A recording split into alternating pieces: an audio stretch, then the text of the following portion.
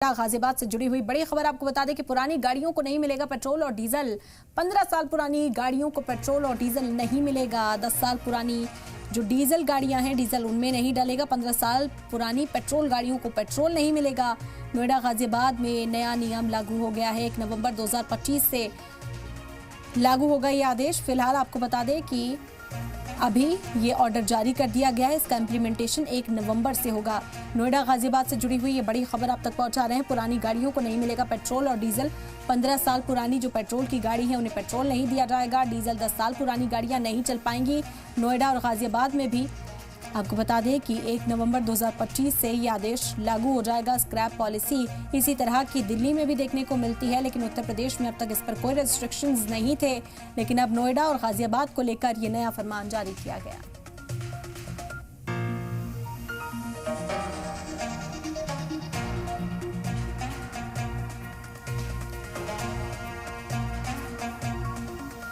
एक निर्देश जारी किया है हमारे परिवहन विभाग के परिवहन आयुक्त महोदय को और राज्य सरकार को कि ऐसे वाहनों को जनपद गौतम बुद्ध नगर और गाजियाबाद में संचालन 1 नवंबर से प्रतिबंधित पूरी तरह किया जाएगा। और पूरी तरह प्रतिबंधित करने के लिए इनको 1 नवंबर से डीजल और पेट्रोल की सप्लाई नहीं की जाएगी। हमारे नुमाइंदा देवेश जुड़ गए हैं, ज्यादा जानकारी हासिल करते हैं। देवेश, किन वजूहात के चलते ये फैसला लिया गया है और इस वक्त इम्प्लीमेंटेशन के लिए क्या कुछ किया जा रहा है, पहले वो जानेंगे आपसे।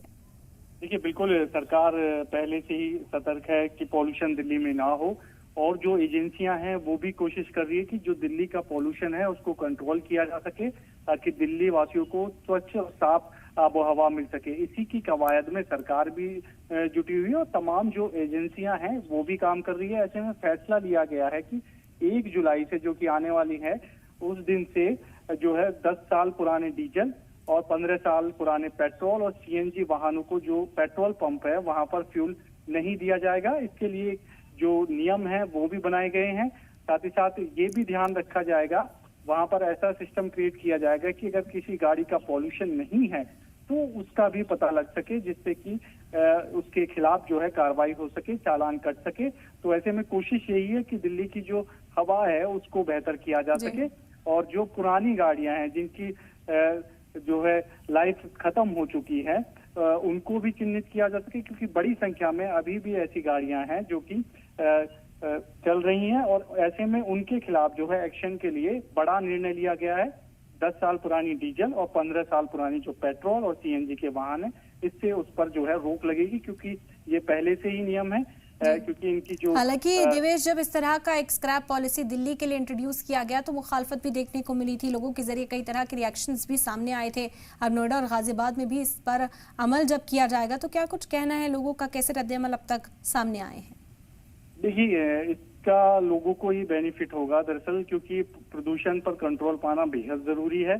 ऐसे में लोगों को भी अलर्ट होना बहुत जरूरी है। उनके हेल्थ को ध्यान में रखते हुए सरकार का भी यही मानना, तो कोशिश यही है कि किसी भी तरह दिल्ली की जो हवा है, एनसीआर की जो हवा है, उसको बेहतर किया जा सके, और इसी में सरकार जुटी हुई है, तमाम एजेंसियां जुटी हुई है। कुछ लोग जरूर हैं जो वो इस चीज का विरोध कर रहे हैं। हालांकि सुप्रीम कोर्ट की भी जो गाइडलाइन है वो भी यही है कि 10 साल जो पुरानी डीजल है और 15 साल पेट्रोल की जो पुरानी गाड़ियां हैं उनको चलाने की मंजूरी नहीं है दिल्ली एनसीआर में। जी बिल्कुल देवेश, हालांकि ये कहा जा रहा है कि कुछ महीने का वक्त दिया जाएगा कि 1 नवंबर से इसे लागू किया जाएगा। इसका इम्प्लीमेंटेशन को यकीनी पूरी तरह से नवंबर के महीने से बनाया जाएगा, तो कुछ वक्त भी लोगों को बीच में दिया गया है। देखिए, बिल्कुल कोशिश यही कर रही है सरकार की लोग अलर्ट रहे हैं। इसके लिए उनको, क्योंकि खुद उनका स्वास्थ्य पे भी असर पड़ता है ऐसे में, क्योंकि सुप्रीम कोर्ट की गाइडलाइन है। तो ऐसे में कोशिश यही कर रही है कि लोगों को कोई परेशानी ना हो और लोग खुद सजग रहें इन सब चीजों को लेकर। लेकिन सख्ती भी दरअसल इसको लेकर बरती जाएगी। अगर जो सड़कों पर इस तरह के जो वाहन नजर आएंगे तो उनको जब्त भी किया जा सकता है। जी बिल्कुल देवेश, अब देखना होगा कि कैसे इसका अमल किया जाता है। बहरहाल बेहद शुक्रिया आपका तमाम जानकारी के लिए।